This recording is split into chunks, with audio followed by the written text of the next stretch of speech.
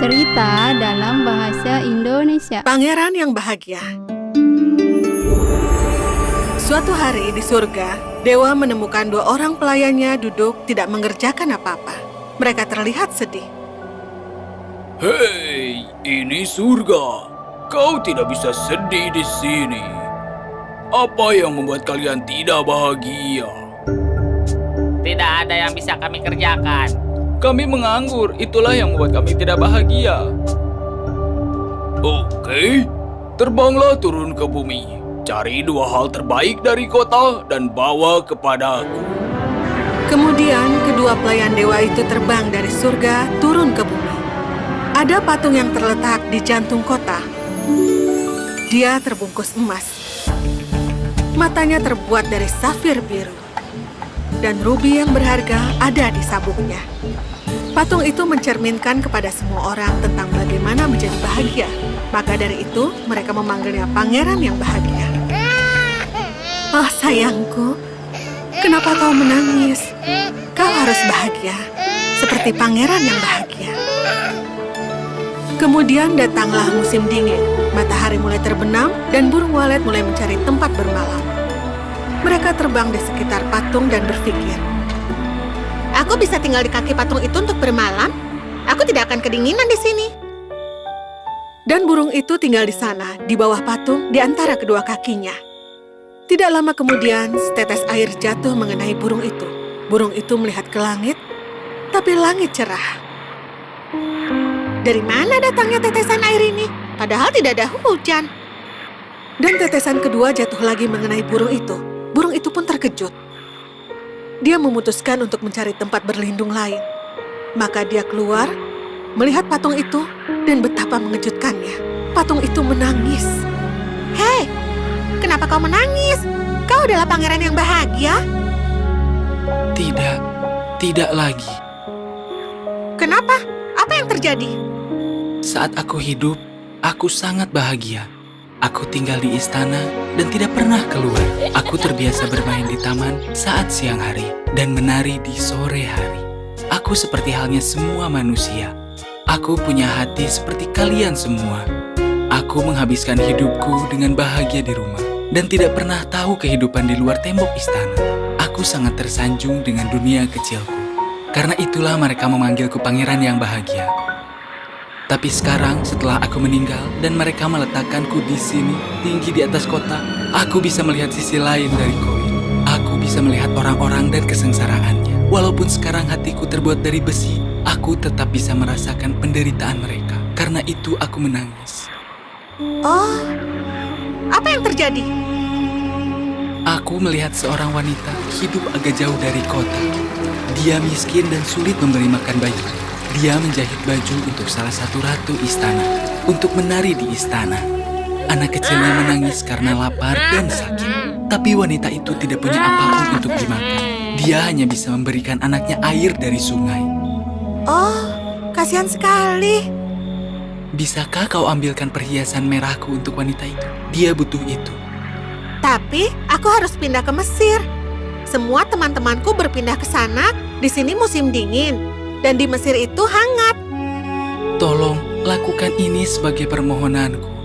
Wah, baiklah. Aku akan bersamamu malam ini. Dan pergi ke wanita itu besok pagi. Terima kasih kawanku. Pagi harinya, burung itu melepaskan perhiasan merah milik pangeran dan terbang ke arah yang ditunjukkan sang pangeran. Burung itu terbang melintasi kota dan juga melintasi istana. Burung itu melihat beberapa gadis menari dan seorang gadis cantik berdiri di jendela. Aku harap gaunku bisa siap dalam sehari atau 2 hari. Kenapa wanita itu lama sekali menjahitnya? Burung itu terbang melintasi kota, menyeberangi sungai, dan tiba di dekat desa, di mana dia melihat seorang wanita tidur di rumah kecilnya. Burung itu meletakkan perhiasan merahnya di atas meja. Dan dia terbang ke seliling kasur melihat seorang anak laki-laki. Dengan angin di wajahnya, anak laki-laki itu tertidur. Burung itu terbang kembali ke pangeran. Di perjalanan kembali ke kota, burung itu mampir ke sungai karena merasa haus. Saat burung itu minum air dari sungai, seorang penulis melihatnya dan berpikir, Oh, burung itu masih di sini. Dia tidak berpindah ke tempat yang lebih hangat. Dia berjuang melawan cuaca yang tidak cocok dengannya. Aku harus belajar sesuatu darinya. Meskipun aku kelaparan, tapi aku harus segera menyelesaikan tulisanku. burung itu kemudian kembali ke sang pangeran, dan si penulis kembali ke rumahnya dengan cerita di kepalanya. Aneh sekali, aku merasa hangat walaupun di luar sini dingin. Itu adalah kehangatan dari perbuatan baik yang kau lakukan. Iya, kau benar. Aku akan terbang ke Mesir besok. Jangan pergi, ku mohon. Aku butuh bantuan lagi darimu. Oh, tidak. Sekarang apa lagi? Jauh dari kota, aku bisa melihat seorang penulis yang sedang menulis cerita, tapi tidak bisa menyelesaikannya karena kelaparan. Dan di rumahnya juga tidak ada perapian. Dia tinggal di ruangan kecil di atas rumah. Apa yang kau ingin aku lakukan? Aku ambil satu mataku dan berikan padanya. Hah? Matamu? Aku tidak bisa. Lakukanlah. Ini adalah batu biru yang berharga dari India. Ini akan menolong penulis agar dapat hidup yang layak. Baiklah, aku akan di sini bersamamu malam ini dan pergi ke penulis itu besok pagi. Keesokan harinya, burung itu melepaskan mata pangeran, lalu terbang ke rumah si penulis. Dia menemukan rumah si penulis itu dengan mudah dan masuk melalui lubang di atap.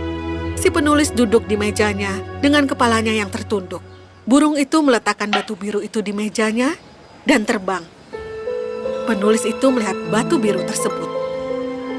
Apakah aku bilang ini hadiah dari salah satu pembacaku?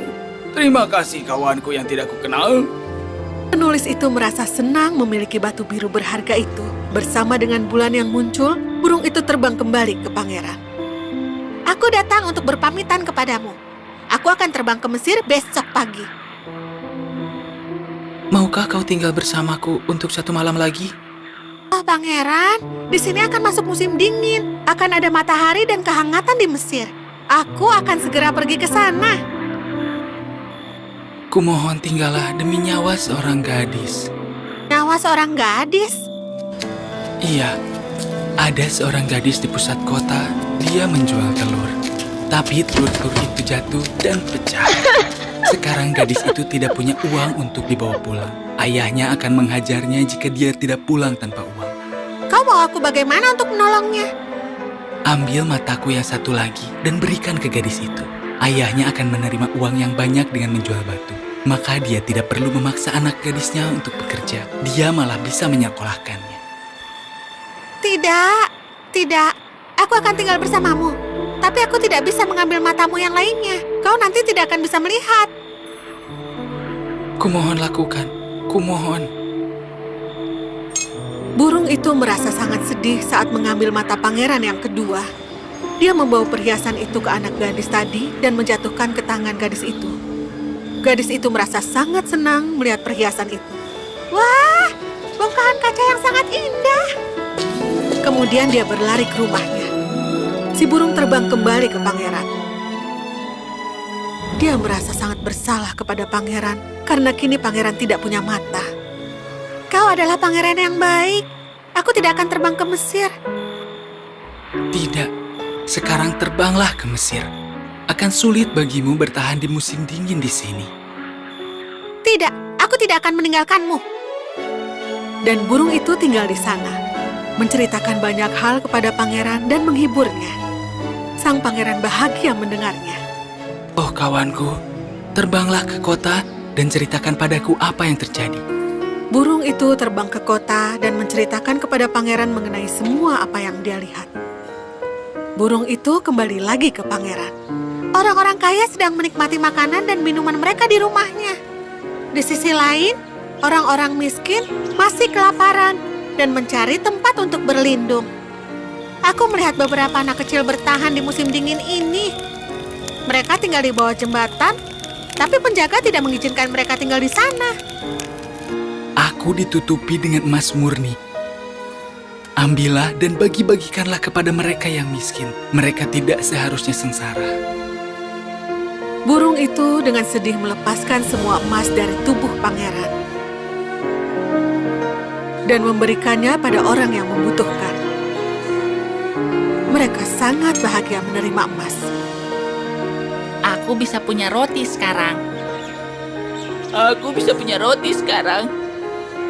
Aku bisa punya roti sekarang. Aku bisa punya roti sekarang. Lalu turunlah salju. Semua kota tertutup dengan salju. Burung itu tidak bisa bertahan dengan dingin yang menusuk. Dia akhirnya meninggal. Saat pangeran mengetahui hal ini esok paginya, sesuatu pecah dalam dirinya. Itu adalah hati besi sang pangeran yang hancur. Saat orang-orang melihat burung mati di kaki pangeran, mereka mengadukan hal itu. Beberapa petugas datang ke pangeran. Bukankah pangeran ini terlihat jelek? Ya, dia terlihat seperti pengemis dibanding pangeran. Dan burung mati di kakinya. Ya, siapa yang akan membersihkan ini? Aku rasa kita perlu mencabut patung ini dari sini. Kita akan ganti ini dengan yang lain. Mereka mencabut patung itu dan membakarnya. Tapi hati patung itu tidak hancur terbakar.